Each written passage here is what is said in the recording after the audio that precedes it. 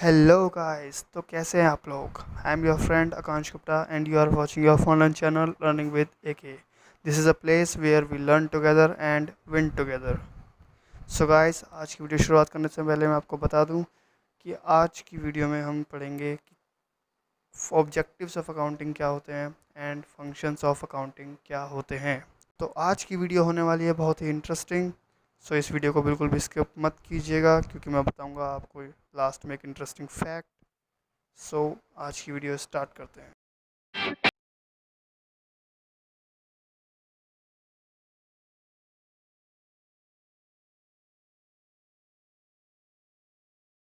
तो चलिए सबसे पहले बात करते हैं ऑब्जेक्टिव्स ऑफ अकाउंटिंग की। अब ऑब्जेक्टिव्स होते क्या हैं? ऑब्जेक्टिव्स मतलब किसी भी चीज़ को करने का पर्पस, कि हम कुछ भी क्यों कर रहे हैं, क्या मकसद है हमारा उस चीज़ को करने के पीछे। तो वैसे ही ऑब्जेक्टिव्स ऑफ अकाउंटिंग, अकाउंटिंग हम क्यों करते हैं यही हमें ऑब्जेक्टिव्स ऑफ अकाउंटिंग बताता है। वाई, इस वाई का जो है हमें आंसर देता है ऑब्जेक्टिव्स ऑफ अकाउंटिंग, कि हम अकाउंटिंग क्यों करते हैं। तो चलिए ऑब्जेक्टिव समझने से पहले एक एग्जाम्पल समझते हैं। अच्छा, एग्जाम्पल शुरू करने से पहले तो मैं आपको कहना चाहूँगा कि आप अभी सब भूल जाइए कि मैं आपको ऑब्जेक्टिव समझा रहा हूँ या फंक्शन समझा रहा हूँ या कुछ भी समझा रहा हूँ। अभी सिर्फ आप जो मैं समझाना चाहता हूँ उसको समझने की कोशिश करिए, जो एग्जाम्पल मैं आपको देने वाला हूँ। बस कॉमन सेंस लगा के बताइएगा जो भी मैं पूछूँ। तो चलिए एग्जाम्पल की बात करते हैं। अब एक पर्सन है, मान लीजिए ये है मिस्टर राजू। अब इनके मन में आइडिया आया कि हमें शू मैन्युफैक्चरिंग का बिज़नेस खोलना चाहिए। शू मैन्युफैक्चरिंग, जूते बनाना, ठीक है।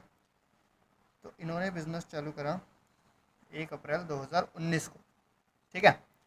1 अप्रैल 2019 को इन्होंने बिज़नेस चालू कर लिया। इन्होंने अकाउंटेंट को हायर करा, एक मिस्टर ढोलक। कौन? मिस्टर ढोलक। तो मिस्टर ढोलक जी आ गए। अब इन्होंने बिज़नेस स्टार्ट कर लिया। ये 1 साल ले लेता हूँ मैं। तो ऐसे ही मिस्टर राजू ने बहुत सी ट्रांजेक्शन्स करी होंगी इसमें। जैसे कैसी?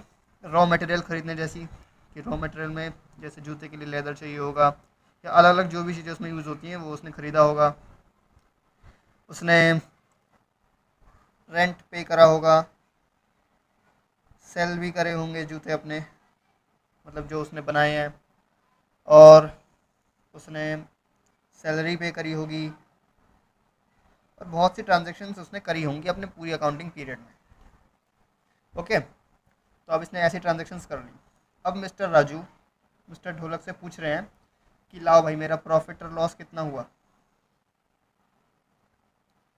और मेरी अब पोजीशन क्या है बिजनेस की।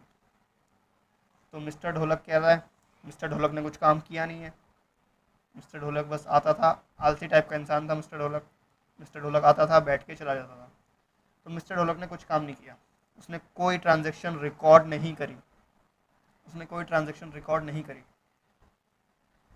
तो अब मिस्टर राजू पे कुछ भी नहीं है, ना उसे अपना वो प्रॉफिट पता कर सकता, ना लॉस, ना अपनी पोजीशन के बारे में पता कर सकता कि उसके पास क्या बिजनेस है। ना ही वो अब कुछ डिसीजन ले सकता क्योंकि उसे कुछ पता ही नहीं है। कोई डिसीजन के बारे में नहीं सोच सकता। वो कैसे ले डिसीजन जब उसके पास कुछ है ही नहीं। तो ये सब नुकसान है अगर हम अकाउंटिंग ना करें तो। अब बात करें कि अगर इसने अकाउंटिंग की होती तो क्या क्या फ़ायदे होते हैं। सबसे पहले तो हमारे पास एक अकाउंटिंग रिकॉर्ड होता कि हमने क्या ट्रांजैक्शन किस वक्त करी है, किस डेट को करी है, सब कुछ हमारे पास रिकॉर्ड होता। दूसरी चीज़, हम अपना प्रॉफिट लॉस पता कर सकते हैं। हम अपनी पोजीशन पता कर सकते हैं अकाउंटिंग पीरियड के एंड में। हम मैनेजमेंट्स के डिसीज़न में, मैनेजमेंट जो बिज़नेस को मैनेज करते हैं, मैनेजमेंट्स के डिसीज़न में हेल्प कर सकते हैं। अकाउंटिंग इन्फॉर्मेशन यूज़र्स तक प्रोवाइड करा सकते हैं और अपनी बिजनेस असेट्स को प्रोटेक्ट कर सकते हैं। बिजनेस असेट्स क्या होती हैं? जो भी हमने बिजनेस में मशीनरी लगाई होती है, जो भी अलग अलग इक्विपमेंट्स लगाए होते हैं, ये बिजनेस असेट्स होती हैं। असेट्स को हम आगे डिटेल में भी पढ़ेंगे।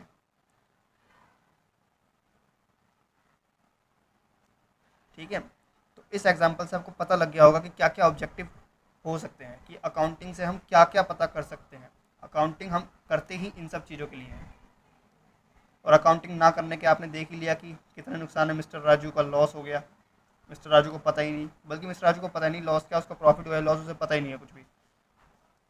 अब हमने मिस्टर राजू को तो देख ही लिया कि अकाउंटिंग ना करने से क्या क्या नुकसान हो जाते हैं। अब आपको पता है कि हम अकाउंटिंग क्यों करते हैं, उसके क्या ऑब्जेक्टिव्स हो सकते हैं। जैसे कि सबसे पहला मेंटेनिंग अकाउंटिंग रिकॉर्ड्स मेंटेन करने के लिए भी अकाउंटिंग करते हैं। प्रॉफिट लॉस जानने के लिए हम अकाउंटिंग करते हैं, हमें ताकि पता लगे कि हमने लॉस करा पूरे साल में या प्रॉफिट करा। हम अपनी फाइनेंशियल पोजीशन जानने के लिए, जो कि बैलेंस शीट से पता करी जा सकती है। लास्ट में बैलेंस शीट बनाई जाती है जो कि एक फाइनेंशियल स्टेटमेंट है। प्रॉफिट एंड लॉस में भी लास्ट में एक स्टेटमेंट ऑफ प्रॉफिट लॉस बनाई जाती है जो कि एक फाइनेंशियल स्टेटमेंट है। ये दोनों चीज़ें हमें फाइनेंशियल स्टेटमेंट से ही पता लगती है। मैनेजमेंट की हेल्प कर सकते हैं कि उसको डिसीजंस लेने में, इफेक्टिव कंट्रोल के लिए वो कंट्रोल रख सके अपने बिजनेस पे। बजटिंग के लिए, अब आगे की चीज़ें पता करने के लिए, फोरकास्ट करने के लिए हम अकाउंटिंग को करते हैं।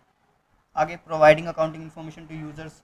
अब बहुत से यूज़र्स होते हैं इसके, एक्सटर्नल भी होते हैं, इंटरनल भी होते हैं। एक्सटर्नल जैसे कि गवर्नमेंट हो सकती है, डेटर्स हो सकते हैं, क्रेडिटर्स हो सकते हैं, बैंक्स हो सकते हैं। और इंटरनल जैसे कि एम्प्लॉयज़, बिजनेस ओनर, मैनेजमेंट, ये सब। ठीक है। और अगला है protecting business assets. Business assets को भी तो बचाया जा सकता है। कैसे बचाना, कि हम बिज़नेस में कितनी असेट्स हैं हमें पता रहेंगी।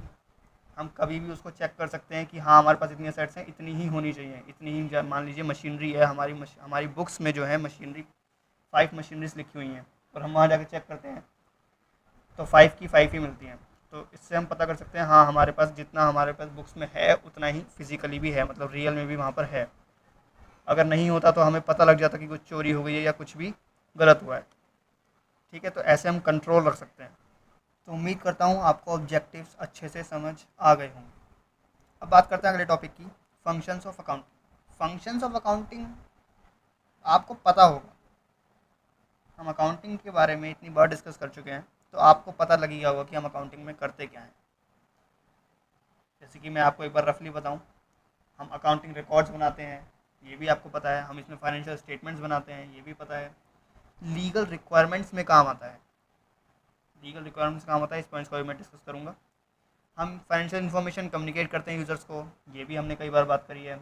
मैनेजमेंट को हेल्प मिलती है डिसीजन लेने में, ये भी हमने कई बार बात करी है। तो फंक्शंस कोई मुश्किल टॉपिक नहीं है, ये तो आपको पता ही है पहले से, क्योंकि हम अकाउंटिंग की डेफिनेशन से ही बहुत कुछ क्लियर हो जाता है। चलिए तो एक बार चेक कर लेते हैं कि फंक्शंस ऑफ अकाउंटिंग है क्या क्या। Maintaining systematic records, accounting records, ये एक प्राइमरी फंक्शन है। सबसे पहला फंक्शन यही है अकाउंटिंग करने में। सबसे पहली चीज़ हम रिकॉर्डिंग ही करते हैं, ये डेफिनेशन में भी था। फाइनेंशियल ट्रांजैक्शंस को, इवेंट्स को हम सबसे पहले रिकॉर्ड कर सकते हैं। सही से रिकॉर्ड करना बहुत इंपॉर्टेंट चीज़ है, क्योंकि अगर हम रिकॉर्ड ही सही से नहीं करेंगे तो फाइनेंशियल स्टेटमेंट्स कैसे बनाएंगे। ठीक है, तो जो हमारी अकाउंटिंग रिकॉर्ड्स हैं वो रिलायबल होने चाहिए, ताकि हमारी जो है फाइनेंशियल स्टेटमेंट्स भी रिलायबल बन सके और हम अच्छे डिसीजंस ले सकें। तो बात करें इसके अगले फंक्शन की, अगला फंक्शन है फाइनेंशियल स्टेटमेंट्स बनाना। तो जैसे कि अकाउंटिंग में रिकॉर्डिंग करने के बाद फाइनेंशियल स्टेटमेंट्स बनाई जाती हैं। अब हमने सारी रिकॉर्डिंग कर दी, फाइनेंशियल स्टेटमेंट्स बनाएंगे लास्ट में। फाइनेंशियल स्टेटमेंट्स हमारी फाइनेंशियल परफॉर्मेंस, हमारी फाइनेंशियल पोजीशन जानने के काम आती है, ताकि उसको एनालाइज करके यूज़र्स जो हैं डिसीजन ले सके अपने बिजनेस के लिए। लीगल रिक्वायरमेंट्स को मीट करता है अकाउंटिंग। बहुत से ऐसे लॉ हैं अकाउंटिंग करना जिसमें कंपलसरी है। अकाउंटिंग करना मतलब कुछ सिस्टमैटिक मैनर में अकाउंटिंग करने को ही करेक्ट माना जाता है, सिस्टमैटिक वे में। जैसे कंपनीज एक्ट है, इनकम टैक्स एक्ट है, जीएसटी एक्ट है, इनकी अपनी अलग अलग रिक्वायरमेंट्स होती हैं जो हमें पूरी करनी पड़ती हैं। अच्छा, बात करूँ इसके अगले फंक्शन की, तो अगला फंक्शन है कम्युनिकेशन। अब हम जब अकाउंटिंग कर रहे हैं तो उसको कम्युनिकेट तो करेंगे उसके यूज़र्स को कम्युनिकेट करना तो बहुत ज़रूरी है। यूज़र्स को कम्युनिकेट ही नहीं करेंगे तो ये तो अकाउंटिंग करने का फ़ायदा ही नहीं होगा कुछ भी। और लास्ट है असिस्टेंस टू मैनेजमेंट। मैनेजमेंट को असिस्टेंस देना तो बहुत ज़रूरी है, मैनेजमेंट के लिए ही कर रहे ताकि वो बिज़नेस अपना अच्छे से मैनेज कर सके, अच्छे डिसीजंस ले सके, प्रॉफिट बढ़ा सके। तो अकाउंटिंग मैनेजमेंट को हेल्प करने में बहुत ज़्यादा काम आती है।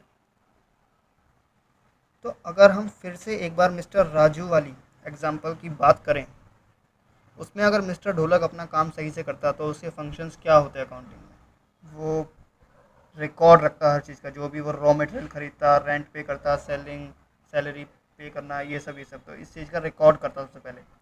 फाइनेंशियल स्टेटमेंट्स बनाता उससे, मिस्टर ढोलक।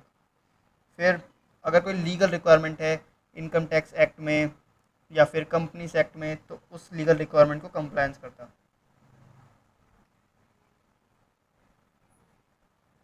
और फिर मिस्टर ढोलक क्या करता, मिस्टर राजू को वो इन्फॉर्मेशन पास ऑन कर देता, और लास्ट में मिस्टर राजू जो है हेल्प लेके उस अकाउंटिंग इन्फॉर्मेशन की अपने बिजनेस के लिए अच्छे अच्छे डिसीजंस ले पाते हैं।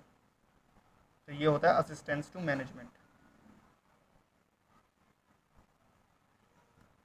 ओके बच्चों, तो आपको functions and objectives of accounting अच्छे से समझ आ गए होंगे। सो गाइस, आज की वीडियो में बस इतना ही। बात कर लेते हैं अपने फैक्ट की। क्या आप जानते हैं कि बबल गम की इन्वेंशन किसने की थी? अगर नहीं तो मैं आपको बताता हूँ। बबल गम की इन्वेंशन 1928 में मिस्टर वॉल्टर ई डायमर ने की थी, जो कि एक अकाउंटेंट था। Yes, accountant. सो मैं आता रहूँगा कुछ ऐसे इंटरेस्टिंग फैक्ट्स एंड वीडियोस के साथ। उम्मीद करता हूँ आपको ये वीडियो पसंद आई होगी। अगर पसंद आई तो लाइक कीजिए, शेयर कीजिए एंड कमेंट कीजिए, और चैनल को सब्सक्राइब करो। We are so close to 100 subscribers. So thank you, take care and bye bye.